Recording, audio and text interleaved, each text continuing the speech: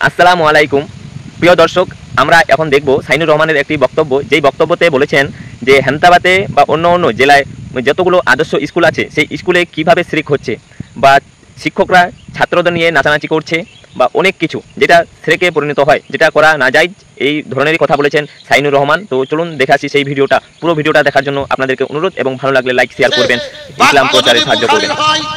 বাক্যের মধ্যে যদি কোনো চেঞ্জেস না আসে, বাক্যের এই কথাগুলো রাবি যদি আবু মালিক আশারী রাদিয়াল্লাহু তাআলা আনহু হয়, তাহলে হেমতাবাদের মুখে এই আইডিয়াল নামক স্কুলে এরকম স্কুলে ডিজে বাজার মাস্টার ডান্স করে আর মেয়েতে ডান্স করা, এরা কি অমানুষ?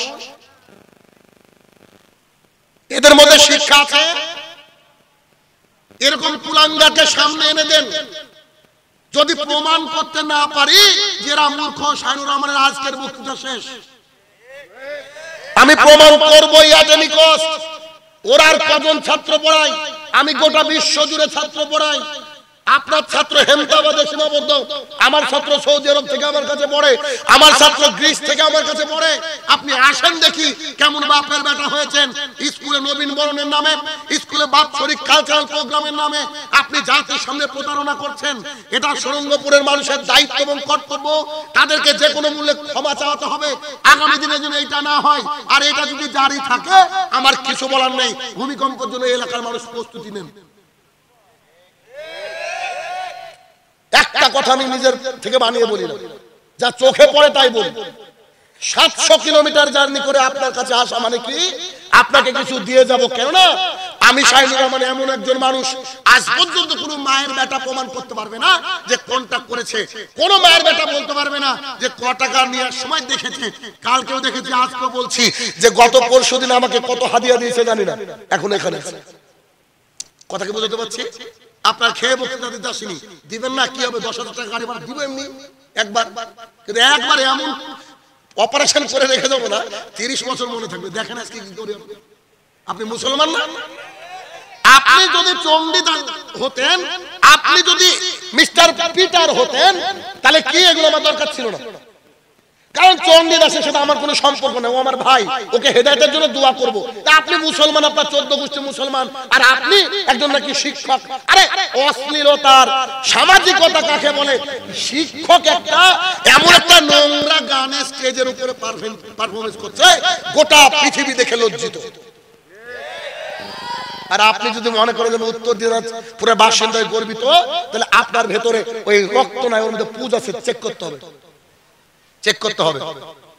কারণ শুরুতে যে প্রশ্নটা করেছিলাম, উত্তর পেয়েছেন কি যে আমরা 5 জন যদি খারাপ কোনো কাজ করি, এলাকায় যদি ভূমিকম্প হয়, আপনারা আমাদেরকে সাইজ করবেন। একটু আগে বললেন তো ওনারা যা করছে ভূমিকম্প তো হবেই। হাদিস বুখারীতে কি করেন আপনারা? তা আবার বক্তৃতা দিচ্ছে মস্তান পাড়ায়। মস্তান তো আছেই, দেখি না কি করে। আমাদের শক্তি একমাত্র আল্লাহ তাআলা দেবে, আমরা কারো উপরে নির্ভর করি না। আল্লাহর জমিনে আমরা মুসলমানের বাচ্চা, দিন রাত আমরা হক কথা বলে যাব। একটা হিন্দু ওখানে জাহান্নামে যাক না, আমাদের দরকার আছে কি? দাওয়াত যতটুকু দেওয়ার দিব।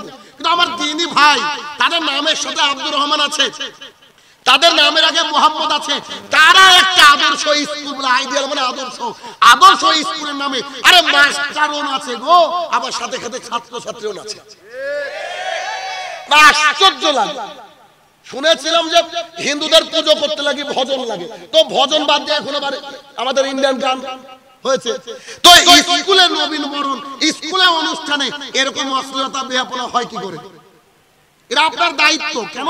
ওয়াল্লাহি আমি চিনি না স্কুল কোন দিকে, আল্লাহর কসম করে বলছি আমি জানি না, কিন্তু আমার দায়িত্ব এটা। আল্লাহ রাসূল বলেছেন যখন এই 3টে পাপ সমাজে বেড়ে যেতে দেখবা, তখন তোমরা সতর্ক করো। যদি সতর্ক না করো, আল্লাহ তাআলা বলছে আমি তোমাকে বানর বানাবো, আমি তোমাকে শুয়োর বানাবো। কে বলছে? আল্লাহ তাআলা। আল্লাহ তাআলা বলছে।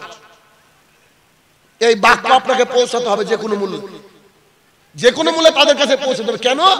তাদের এই বিষয়ে জ্ঞান নাই। আল্লাহি, আল্লাহ কসম করে বলছি জ্ঞান নাই। যদি জ্ঞান থাকতো তাহলে তারা এই কাজ করতে পারতো না। পাপ হচ্ছে সাধারণত 2 প্রকার। পাপ কয় প্রকার? 2। এক, আল্লাহর সাথে জড়িত আর বান্দার সাথে জড়িত। আল্লাহর সাথে জড়িত আর বান্দার সাথে জড়িত। আল্লাহর সাথে জড়িত পাপ কি? আজকে ঘুমিয়ে গেছেন, ফজরের নামাজ উঠতে দেরি হয়েছে, সূর্য ওঠার পর পড়ছেন, আপনি পাপী। এই পাপটা কার সাথে জড়িত? আল্লাহ তাআলার সাথে। তো ফজরের সালাত সূর্য ওঠার পর পড়ছেন আর বলছেন, আল্লাহ আমি অপরাধী, আমাকে তুমি ক্ষমা করে দাও, চরম ভুল করে ফেলেছি, আর কোনোদিন এমন হবে না, আল্লাহ তুমি আমাকে ক্ষমা করে দাও। আল্লাহ তাআলা চাইলে ক্ষমা করতে পারেন কি পারেন না?